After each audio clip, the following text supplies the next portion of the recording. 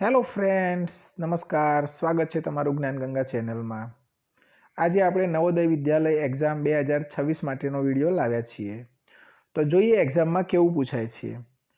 અહીંયા બાળકો 3 પ્રકારના સેક્શન આપેલા હોય છે. સેક્શન 1માં મેન્ટલ એબિલિટી ટેસ્ટ એટલે માનસિક કસોટી આકૃતિઓના પ્રશ્નો પૂછાય છે, 1 થી 40 પ્રશ્નો.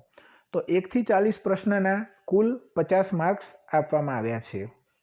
ત્યારબાદ છે સેક્શન 2 એરેથમેટિક.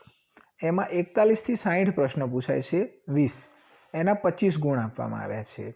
અને છેલ્લે ભાષાની કસોટી લેવામાં આવે છે સેક્શન 3માં.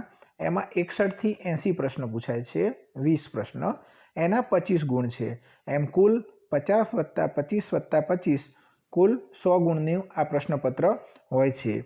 હંમેશા યાદ રાખજો, મેન્ટલ એબિલિટી ટેસ્ટમાં 10 પ્રકારના ભાગમાં વહેંચવામાં આવેલી છે, જેના વિડીયો હવેથી આપણે પાછા મૂકીશું એટલે તમને ખ્યાલ આવશે કે કેવા કેવા પ્રકારના પ્રશ્નો અહીંયા પૂછાતા હોય છે. અને ગણિતમાં ટોટલ 20 પ્રશ્નો અને જે ભાષા કસોટી છે તેમાં ટોટલ 4 ફકરા પૂછાય છે અને ફકરા પરથી તમારે પ્રશ્નોના જવાબ આપવાના હોય છે. તો ફકરા પરથી પ્રશ્નો, પહેલાં ફકરો વાંચવાનો, પછી જવાબ આપવાના હોય છે.